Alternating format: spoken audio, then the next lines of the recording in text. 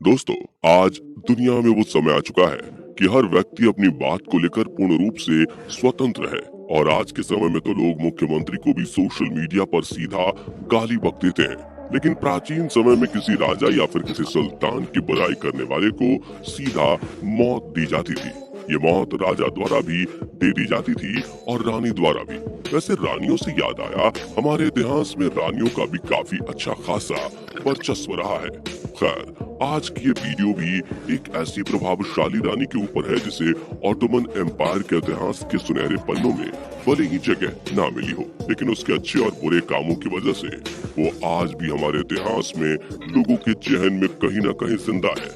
दोस्तों, आज हम जिस रानी की बात कर रहे हैं उसे ऑटोमन एम्पायर के इतिहास में नूर बानो सुल्तान के नाम से जाना जाता है, जिसका चौतरफा प्यार ऑटोमन एम्पायर की काली सच्चाई को साफ साफ बयां करता है। तो चलिए दोस्तों, शुरू करते हैं ऑटोमन एम्पायर के इस ऐतिहासिक कहानी को।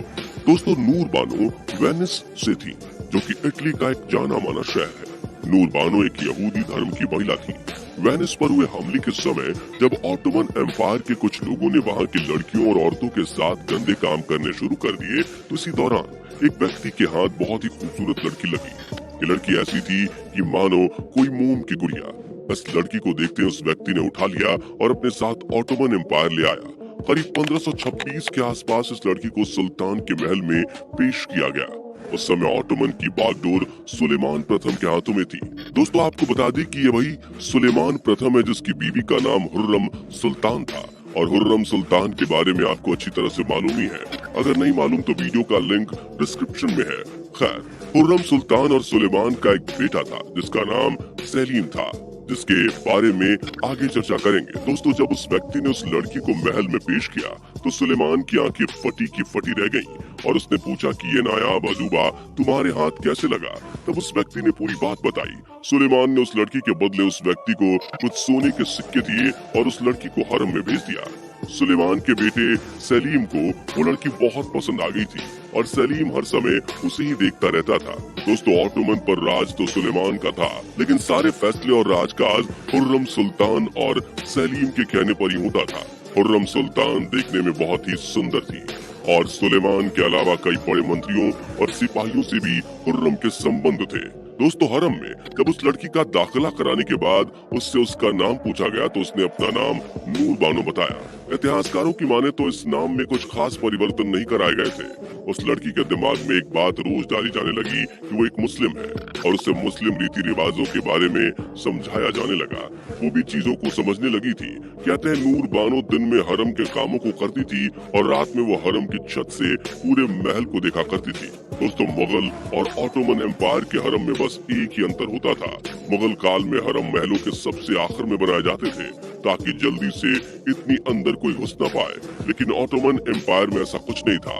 ऑटोमन एम्पायर में हरम महल के बिल्कुल बीचों बीच बनाए जाते थे, जिससे सुल्तान का अधिकांश समय हरम में बीते और सुल्तान हरम की सभी महिलाओं को समय दे सके और साथ साथ पूरे महल पर भी नजर रख सके। एक रात को जब नूर बानो रात में महल की छत पर घूम रही थी तो उसने हुर्रम सुल्तान को अपने कमरे से निकलते हुए देखा और आगे मंत्रियों की बैठक वाले कमरे में जाते हुए देखा।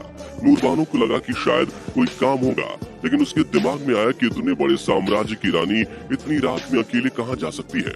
उसने काफी देर तक वहीं नजरें गड़ाए रखी और कुछ देर बाद उसने देखा कि हुर्रम उसी मंत्री बैठक कक्ष से चली आ रही है। उस समय उसके बाल पूरी तरह से खुले हुए थे।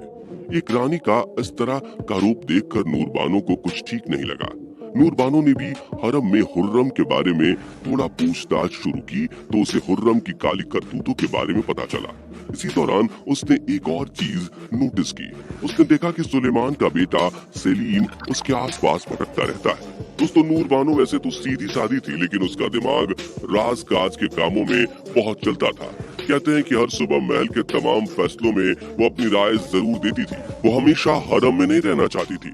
उसके तर्क भी काफी अच्छे होते थे। कई बार तो उसने ऐसे तर्क पेश किए थे कि सुलेमान ने भी उसकी तारीफ की थी। तभी एक बार 1543 में सलीम को टर्की में ही कोन्या के लिए अचानक रवाना होना पड़ा, क्योंकि कोन्या में व्यापार के कुछ मसलों को हल करना था। सुलेमान के कहने पर सलीम ने नूर बानो को भी अपने साथ ले लिया, क्योंकि उसे इन सब चीजों की अच्छी समझ थी। दोस्तों, सुलेमान को शायद खबर भी नहीं थी कि यहाँ से सब कुछ बदलने वाला है। कोन्या पहुंचने में सलीम और उसके क्रू को करीब 1 महीना लग गया। कोन्या पहुंचने के बाद सलीम और उसके कुछ सिपाही सुलेमान के पुराने महल में रुक गए। महल में कुछ सिपाहियों, सलीम और नूरबानो के अलावा और कोई नहीं था, इसलिए धीरे धीरे नूरबानो और सलीम के बीच नजदीकियां बढ़ गईं और वो दोनों एक दूसरे के इतने ज्यादा करीब आ गए कि रात में भी दोनों ने एक साथ सोना शुरू कर दिया और दोनों के बीच जिस्मानी संबंध भी बन गए थे। दोस्तों, यूं तो कहने को नूरबानो एक हरम की लड़की थी, लेकिन अब उसके ठाट बाट बिल्कुल रानियों की तरह हो गए थे। हुर्रम सुल्तान चाहती थी कि उसका बेटा सलीम ही आगे चलकर ऑटोमन एम्पायर को संभाले, क्योंकि हुर्रम के अपने बेटे के साथ ही नाजायज संबंध थे और वो उसका असली बेटा नहीं था, बल्कि वो सुलेमान और उसके ही एक हरम में मौजूद एक अफसाना नाम की खूबसूरत महिला का नाजायज बेटा था। बस सुलेमान उसमें अपने आप को देखता था, इसलिए उसने सलीम को ही राज्य की जिम्मेदारियां दे रखी थी। लेकिन उसे क्या पता था कि उसकी पत्नी हुर्रम सुल्तान ही उस पर अपनी गंदी नजर डाल देगी। अब हुर्रम सुल्तान धीरे धीरे सारे मर्दों को अपने से दूर करने की कोशिश कर रही थी, क्योंकि उसने केवल इस एम्पायर को पाने के लिए ऐसा किया था और ऑटोमन एम्पायर उसके हाथों में आ चुका था। लेकिन अब सलीम हुर्रम को छोड़ नूरबानो के प्यार में दीवाना हो चुका था। कोन्या में जाने के बाद करीब 6 महीने तक सलीम और नूरबानो वहीं रहे। उसके बाद सुलेमान ने एक फरमान भिजवाया कि सलीम बेटे, तुम कोन्या में ही रुको। इसकी वजह से सलीम को वहीं रुकना पड़ा। सलीम भी अपने पिता सुलेमान को एक बात बताना चाहता था कि नूरबानो उसके बच्चे की मां बनने वाली है और 1544 में उसने अपने पहले बच्चे को जन्म दिया, जो कि एक लड़की थी जिसका नाम शाह सुल्तान रखा गया। जब ये बात हुर्रम को पता चली तो उसके तन बदन में आग लग गई। यहाँ सलीम और नूरबानो एक दूसरे के प्यार में पागल हो गए थे और दोनों ने ही कुछ दिनों में शादी कर ली और वापस ऑटोमन एम्पायर लौट आए। इसके बाद 1545 में नूरबानो ने अपने दूसरे बच्चे इस्मिहा सुल्तान को जन्म दिया और 1546 में तीसरे बच्चे मुराद को जन्म दिया। दोस्तों, बता दें कि वही मुराद था जो आगे चलकर ऑटोमन एम्पायर का सुल्तान बना था और इसने अपने शासन से पूरे ऑटोमन एम्पायर को हिलाकर रख दिया था, क्योंकि ये बहुत ही ज्यादा गुस्सैल और सनकी था। नूरबानो को अब हंसी की सुल्तान कहा जाने लगा था, क्योंकि अब वो हरम की कोई आम महिला नहीं थी, बल्कि अब वो इस एम्पायर की रानी बनने वाली थी। वैसे तो हरम में कई और सुंदर लड़कियां थी, लेकिन सलीम का दिल हमेशा से ही नूरबानो की सुंदरता पर टिका रहता था। दोस्तों, नूरबानो इतनी ज्यादा सुंदर थी कि हुर्रम सुल्तान भी नूरबानो की तरफ आकर्षित होने लगी थी। दोस्तों, ये बात सुनने में थोड़ी गंदी और अजीब लग रही होगी, लेकिन ये सच है। ऑटोमन एम्पायर की यही काली सच्चाई थी। ऑटोमन एम्पायर के इतिहास में रानियों के संबंध अक्सर राजा द्वारा हरम में रखी गई महिलाओं के साथ हो जाते थे और जो महिला रानी ज्यादा क्रूर स्वभाव की होती थी, वो तगड़े सिपाहियों, मंत्रियों और दरबानों को पूरी रात तक अपने कमरे से जाने ही नहीं देती थी और पूरी रात भर उनके साथ संबंध बनाती थी। दोस्तों, कई इतिहासकार बताते हैं कि सुलेमान की मृत्यु के बाद जब सलीम अपना आधे से ज्यादा समय अपने रखैलों के साथ बिताने लगा था, तो हुर्रम सुल्तान और नूरबानो के बीच नजदीकियां काफी बढ़ गई थीं और दोनों को कई बार कक्ष में बिना कपड़ों के भी देखा गया था। पूरे ऑटोमन में नूरबानो ही केवल पहली ऐसी महिला थी जो कि कम समय में इतनी ताकतवर बन गई थी। दोस्तों, आपको ऑटोमन एम्पायर की एक कमजोरी बता देते हैं। ऑटोमन एम्पायर के सुल्तान कितने भी ताकतवर क्यों ना हो, लेकिन इन सब की बीवियों के दूसरे मर्दों के साथ नाजायज संबंध जरूर होते थे। उसका एक सबसे बड़ा कारण ये था कि शुरुआत में ये सुल्तान सुंदर लड़कियों से शादी तो कर लेते थे, लेकिन 3-4 साल में जब इनके बच्चे हो जाते थे तो इनका मन अपनी बीवियों से भर जाता था और वो अपने रखैलों की तरफ आकर्षित होते थे।